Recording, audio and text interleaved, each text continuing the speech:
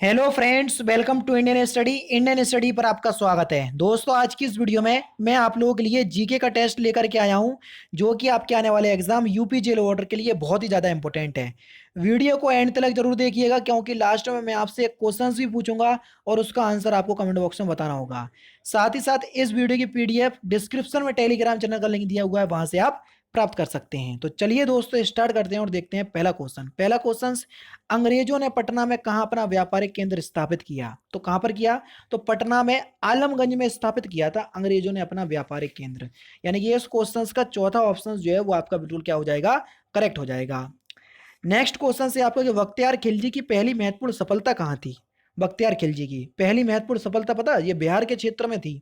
ठीक है, तो आपका जो सही आंसर हो जाएगा वह हो जाएगा उदंतपुरी। अब आप सोचोगे ये क्या है? ये वर्तमान बिहार का पुराना नाम है उदंतपुरी, समझ रहे हैं? तो पहली उसकी महत्वपूर्ण सफलता यही थी बख्तियार खिलजी की। और बख्तियार खिलजी का नाम पता और काय के लिए आता? ये नालंदा विश्वविद्यालय हुआ और विक्रमशिला विश्वविद्यालय को जो ध्वस्त करने का जो काम किया था वो इसी ने किया था, बख्तियार खिलजी ने। ठीक है ना? हर्यक वंश का सबसे शक्तिशाली शासक कौन था? तो कौन था? ये बिंबिसार था। यानी कि इस क्वेश्चन का दूसरा ऑप्शन जो है वो आपका बिल्कुल क्या हो जाएगा? करेक्ट हो जाएगा। किस सुल्तान के काल में सबसे अधिक मंगोल आक्रमण हुए? मंगोल आक्रमण किस सुल्तान के समय में हुए थे सबसे ज्यादा? तो ये अलाउद्दीन खिलजी के समय में हुए थे। ऐसा नहीं है कि आक्रमण हुए तो ये बेचारा डर गया। ये इतना निपुण निपुण शासक था कि इसने मंगोलों को अपने राजपाट से बिल्कुल दूर रखा, समझ रहे? तो तीसरा ऑप्शन बिल्कुल करेक्ट। हम्मीर दिल्ली के किस मुस्लिम शासक का समकालीन था? इंपॉर्टेंट क्वेश्चन, किसका समकालीन था हम्मीर? तो आपका जो सही आंसर हो जाएगा वह क्या हो जाएगा?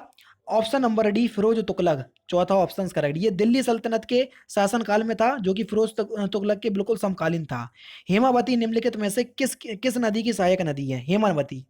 तो आपको पता होना चाहिए, हेमावती जो है ये कावेरी की सहायक नदी है। एक सिमसा भी कावेरी की सहायक नदी है, तो वो भी याद कर लो। दूसरा ऑप्शन जो है वो आपका बिल्कुल यहाँ पर क्या होगा दोस्तों? करेक्ट होगा। निम्नलिखित में से कौन सी एक कायांतरिक सेल है? कायांतरिक चट्टान आपसे पूछी है, कौन सी है? आंख बंद करके बता देना इस क्वेश्चन का आंसर, वरना पिटाई हो जाएगी सबकी। तो कौन सी है? संगमरमर जो है वो एक कायांतरिक चट्टान का उदाहरण है। पहला ऑप्शन जो है वो आपका बिल्कुल क्या हो जाएगा? करेक्ट हो जाएगा। नेक्स्ट क्वेश्चन, सबसे बड़ा प्राकृतिक उपग्रह टाइटन किस ग्रह का चक्कर लगाता है? यानी कि टाइटन जो है वो किस ग्रह का उपग्रह है? इंपोर्टेंट क्वेश्चन, जल्दी बताइए।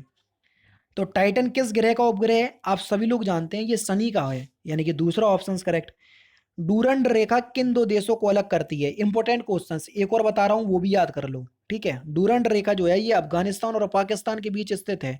चौथा ऑप्शन करेक्ट। लेकिन एक मैं बता रहा हूँ मैकमोहन, वो क्यों बता रहा हूँ? क्योंकि अभी भारत और चीन के बीच जो संबंध है वो बहुत बेकार चल रहा है, इस वजह से ये क्वेश्चन पूछा जा सकता है। तो मैकमोहन रेखा भारत और चीन के बीच स्थित है। लोकसभा अथवा राज्यसभा दोनों के लिए गणपूर्ति सदस्य संख्या कितनी है? अब गणपूर्ति क्या होता है? देखो, अगर लोकसभा या राज्यसभा में जितने भी सदस्य होते हैं उनका 1/10 सदस्य अगर उपस्थित हैं तो लोकसभा की बैठक स्टार्ट की जाएगी या राज्यसभा की बैठक स्टार्ट की जाएगी। और अगर 1/10 सदस्य नहीं है तो स्टार्ट नहीं होगी। यानी कि तीसरा ऑप्शन करेक्ट। भारतीय संविधान की किस अनुसूची में कितनी कौन सी अनुसूची में कितनी भाषाओं का मान्यता प्राप्त है? अनुसूची तो 8वीं आप सभी लोग जानते हैं और 22 भाषाएं हैं। चौथा ऑप्शन जो है वो आपका बिल्कुल क्या हो जाएगा? करेक्ट हो जाएगा। संसदीय चुनाव में मत देने का जो अधिकार है वो कैसा अधिकार है? मत देने का अधिकार, जल्दी बताओ। तो ये एक प्रकार का हमारा कैसा अधिकार है? राजनीतिक अधिकार है। यानी कि इस क्वेश्चन का तीसरा ऑप्शन जो है वो आपका बिल्कुल क्या हो जाएगा? करेक्ट हो जाएगा। दुर्गापुर स्टील प्लांट की स्थापना किस देश के सहयोग से हुई थी? दुर्गापुर स्टील प्लांट की बात हो रही है, तो किस देश के सहयोग से हुई? ये ब्रिटेन के सहयोग से हुई। यानी कि इस क्वेश्चन का दूसरा ऑप्शन जो है वो आपका बिल्कुल क्या हो जाएगा? करेक्ट हो जाएगा। नेक्स्ट क्वेश्चन, टाइटेनिक के स्वामित्व वाली कंपनी का नाम क्या था? तो उस कंपनी का नाम क्या था? सिंपल है, सिंपल तो नहीं है, थोड़ा हार्ड है। The white star line. यानी कि पहला ऑप्शन बिल्कुल करेक्ट हो जाएगा। नेक्स्ट क्वेश्चन, भारतीय स्टेट बैंक द्वारा देश में पहला तैरता हुआ एटीएम कहाँ स्थापित किया गया? जल्दी बताओ। तैरता हुआ एटीएम 2004 में स्थापित किया गया था। ये कहाँ पर किया गया था? जल्दी बताओ। तो आपका जो सही आंसर हो जाएगा वह क्या हो जाएगा? कोच्चि में। यानी कि इस क्वेश्चन का पहला ऑप्शन करेक्ट। एशिया के निम्नलिखित में से किस क्षेत्र में जनसंख्या की वार्षिक वृद्धि दर सबसे अधिक है? अब बताओ, एशिया के, भारत और चीन कहाँ पड़ते? दक्षिण एशिया में पड़ते, तो यहीं पर तो होगी। पहला ऑप्शन आपका बिल्कुल क्या हो जाएगा? करेक्ट हो जाएगा। नेक्स्ट क्वेश्चन, शास्त्रीय संगीत का प्रमुख स्रोत नाट्य शास्त्र किसकी देन है, यानी कि नाट्य शास्त्र के रचयिता कौन है, तो कौन है? तो आपका सही आंसर हो जाएगा भरत मुनि। दूसरा ऑप्शन यहाँ पर आपका बिल्कुल करेक्ट हो जाएगा। अच्छा, संगीत वाला वेद में आपसे पूछ लूं तो कौन सा वेद है, तो आपका आंसर आएगा सर साम वेद। तो ये भी इंपॉर्टेंट है, आपसे पूछा जाता है, इसलिए ही मैं आपका यहाँ पर बता रहा हूँ। 8 सितंबर को प्रतिवर्ष किस दिवस के रूप में मनाते हैं? 8 सितंबर को, तो 8 सितंबर को हम क्या मनाते हैं, आपको पता होना चाहिए। प्रत्येक वर्ष हम अंतर्राष्ट्रीय या विश्व साक्षरता दिवस मनाते हैं, यानी कि इस क्वेश्चन का चौथा ऑप्शन करेक्ट। मोस्टली अंतर्राष्ट्रीय साक्षरता दिवस लिखा होता है, तो अब घबराना नहीं, बात वही है, ठीक है। तिराना किस देश की राजधानी है, जल्दी बताओ, इंपॉर्टेंट क्वेश्चन है और एक राजधानी तो आएगी।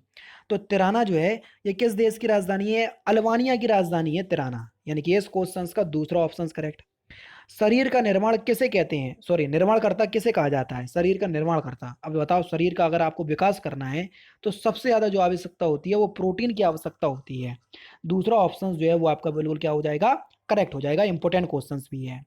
यांत्रिक तरंग की गति में कणों के अधिकतम स्थान विचलन को क्या कहते हैं, जल्दी बताओ। तो स्थान विचलन को क्या कहते हैं हम, तो हम विस्तार कहते हैं। चौथा ऑप्शन जो है वो आपका बिल्कुल क्या हो जाएगा, करेक्ट हो जाएगा। 42 डिग्री सेंटीग्रेड तापमान फ़ारेनहाइट में कितना होगा? अब देखो, इसका फॉर्मूला होता है, याद नहीं करो। अगर अलग आपसे डिग्री पूछ ले, 25 डिग्री सेंटीग्रेड पूछ लो, तो आपका याद करने बैठोगे, फॉर्मूला याद कर लो, क्या है?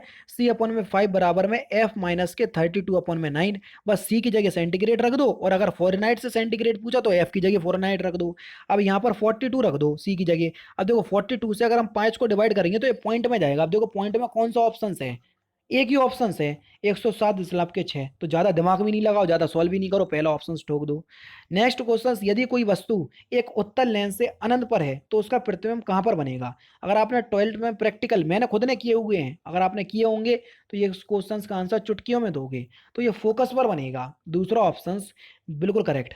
पृथ्वी के ऊपरी वायुमंडल में ओजोन गैस की परत जीवन के लिए कैसी है, हानिकारक है, महत्वहीन है या लाभदायक है? आप सभी लोग जानते हैं, अगर ओजोन परत नहीं होती तो पृथ्वी पर जीवन संभव भी नहीं होता, क्योंकि अगर जितने भी इंसान होते वो त्वचा कैंसर से मर जाते, ठीक है। इस वजह से ये बहुत ज्यादा लाभकारी है। तीसरा ऑप्शन करेक्ट।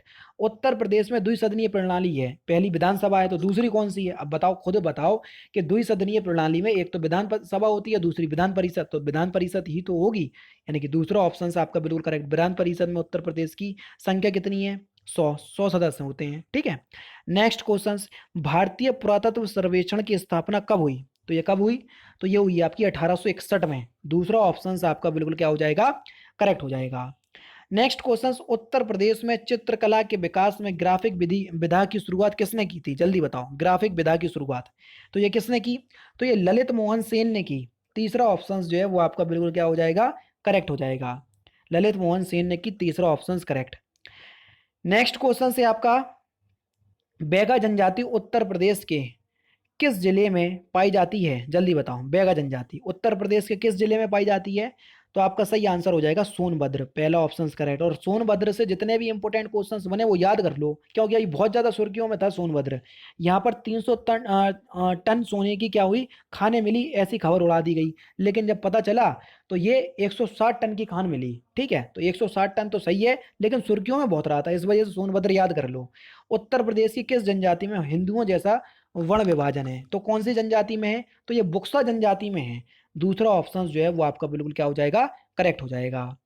नेक्स्ट क्वेश्चन, किस देश ने 23 सितंबर 2018 को संपन्न जनमत संग्रह में चेहरा ढकने में प्रयुक्त होने वाले बुर्का को प्रतिबंध करने के पक्ष में मतदान किया? अब ये नहीं सोचा ना 2018 की करंट है, इंपॉर्टेंट करंट है, क्योंकि जब योगी जी मुख्यमंत्री बने थे तो इस तरीके की पहल जो है बहुत ज्यादा चलाई, जैसे एंटी रोमियो दल हुआ, बूचड़ खानों को बंद करना हुआ, इस 3 तलाक पर प्रतिबंध लगाना हुआ। तो इस तरीके की बहुत ज्यादा वो मिली, इस तरीके से क्वेश्चन पूछा जा सकता है।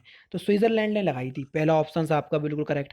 माइक्रोसॉफ्ट के सह संस्थापक कौन है? देखो माइक्रोसॉफ्ट की स्थापना जो है वो 1975 में हुई थी। स्थापना किसने की थी? Bill Gates. और इनके साथ कौन थे? ये भी बहुत इंपॉर्टेंट क्वेश्चन है, तो पॉल एलन थे इनके साथ, यानी कि तीसरा ऑप्शन यहाँ पर आपका बिल्कुल करेक्ट। नेक्स्ट क्वेश्चन, नदी अपर्दन द्वारा निर्मित मैदान क्या कहलाता है? तो नदी अपर्दन द्वारा जो मैदान विकसित हो जाता है उस मैदान को हम क्या कहते हैं? पेनी प्लेन कहते हैं, यानी कि पहला ऑप्शन यहाँ पर आपका बिल्कुल क्या होगा, करेक्ट होगा। निम्नलिखित में से किस महाद्वीप में सर्वाधिक ग्रामीण जनसंख्या रहती है? कौन से महाद्वीप में सबसे ज्यादा ग्रामीण जनसंख्या पाई जाती है? अब देखो, चीन और भारत सबसे ज्यादा जनसंख्या वाले देश हैं पहले दो, ठीक है। और ये कौन से महाद्वीप में आते हैं, आप सभी लोग जानते हैं एशिया महाद्वीप में। तो अगर आप लगाओ तो दिमाग से भी एशिया ही लगाना, तो चौथा ऑप्शन यहाँ पर आपका बिल्कुल करेक्ट हो जाएगा। एक कृत्रिम पारिस्थितिकी तंत्र किसके द्वारा निरूपित किया जाता है? तो ये निरूपित किया जाता है कृषि भूमि के द्वारा। दूसरा ऑप्शन बिल्कुल करेक्ट। भारतीय दलहन अनुसंधान संस्थान कहाँ पर स्थित है? बहुत सिंपल और बहुत इंपॉर्टेंट क्वेश्चन। तो ये उत्तर प्रदेश के कानपुर में स्थित है। दूसरा ऑप्शन जो है वो आपका बिल्कुल क्या होगा दोस्तों? करेक्ट हो जाएगा। क्रिकेट माई स्टाइल पुस्तक के लेखक कौन है? जल्दी बताओ। अच्छा, इस क्वेश्चन का आंसर आप मुझे कमेंट बॉक्स में बताना। 39 का, 40 में बता रहा हूँ कि लता मंगेशकर सम्मान कौन प्रदान करता है? तो लता मंगेशकर पुरस्कार जो है, देखो ये हर साल सांस्कृतिक मंत्रालय के द्वारा दिया जाता है, राज्य सरकार की, ठीक है। मोस्टली अब तो बहुत सी सरकार देने लगी हैं, लेकिन हर साल जो प्रदान करती है वो करती है मध्य प्रदेश सरकार। तो अगर ऑप्शंस में आएगा तो अब मध्य प्रदेश जरूर लगाएंगे, ठीक है। तो पहला ऑप्शन करेक्ट।